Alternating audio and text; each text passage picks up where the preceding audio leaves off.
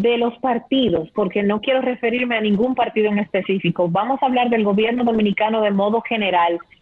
Siento que esta ha sido una práctica muy común, como siempre, echar mano a ese tipo de cosas para el tema de aumento de impuestos, pero lo que realmente tendría que hacerse, que es más de fondo que de forma, no se termina de hacer, que es una reforma integral, porque tenemos un sistema tributario muy injusto. Mira, eso es una tarea pendiente. El presidente de la República creo que se referirá a eso probablemente porque adelantó algo en su breve intervención hace unos días. Y realmente la reforma, o más que una reforma, lo que en la Estrategia Nacional de Desarrollo se planteó como un pacto fiscal. Exacto, es una reforma, es una reestructuración general del sistema tributario y fiscal. Y digo sistema tributario y fiscal y hago la diferencia, es que los tributos son los impuestos. Cuando hablamos del sistema fiscal, los impuestos y los gastos. Nosotros tenemos que modificar la estructura del gasto, nosotros tenemos que hacer más eficiente el gasto, un gasto que tenga resultados, que pueda ser medible, que tenga indicadores de efectividad y unos impuestos que no penalicen a los que pagan, es decir, con altas tasas, sino que sean unos impuestos con bajas tasas y con una amplia base de contribuyentes, es decir, que afecta a todo el mundo. Y para eso, incluso el propio presidente creo que se ha referido, y yo pienso que esto es un tema que está pendiente del gobierno anterior y que este gobierno debe retomarlo para poder hacer esa reforma estructural.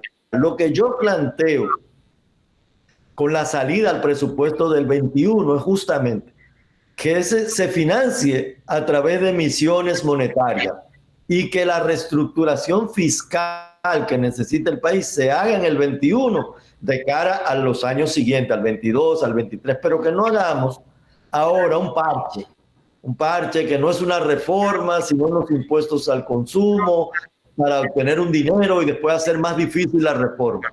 Pienso que hay mecanismos monetarios para resolver el problema del 21 y en el 21 el país debe sentarse a hacer esta reforma que tú has señalado con mucha propiedad.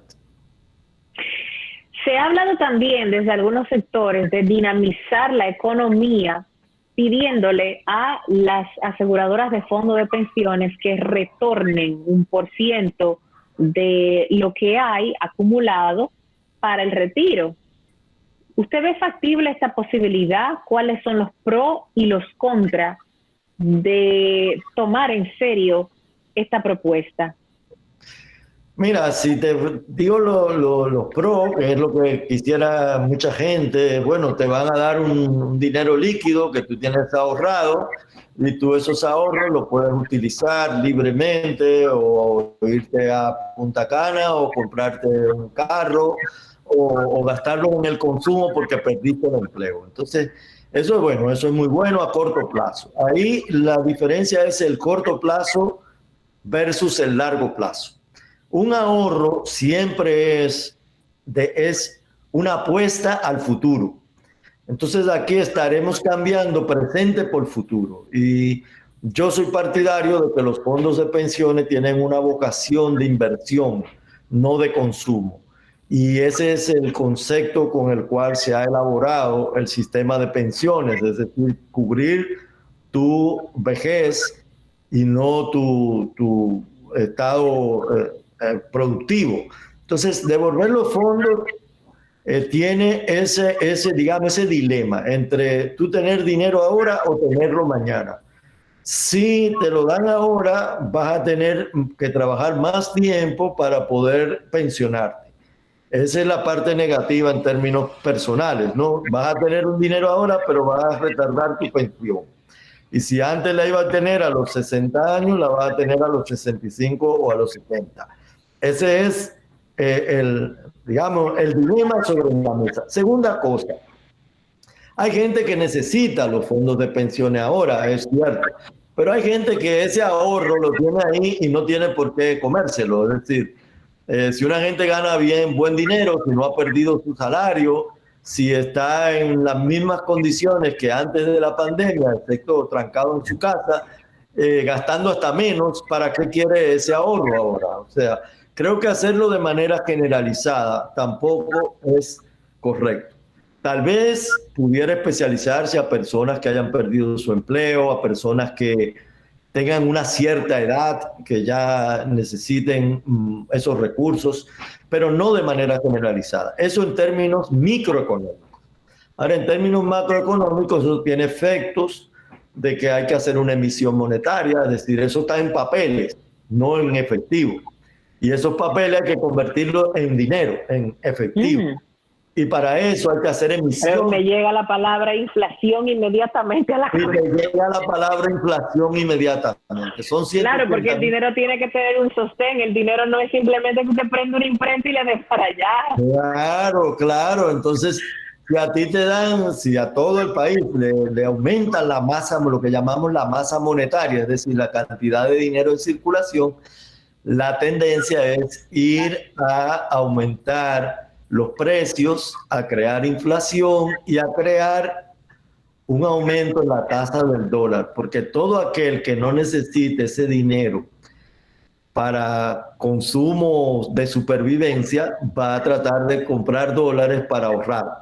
Entonces va a presionar la tasa del dólar. Y yo creo que esa política es una política que a largo plazo es más cara la sal que el chivo.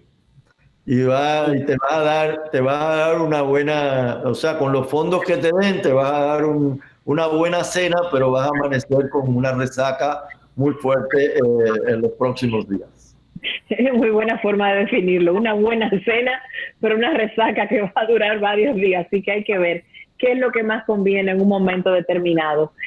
Don Juan Rafael, usted ha dado su opinión, una opinión con mucho sustento, usted es una voz autorizada en el tema económico, pero una de las cosas que más nos gustó es que usted no solamente señala la situación, sino que da la posibilidad de mejoras. Me gustaría que usted reitere a la audiencia, a las autoridades, cuáles son sus sugerencias para ese proyecto de presupuesto que llegó al Congreso y levantó tanta roncha.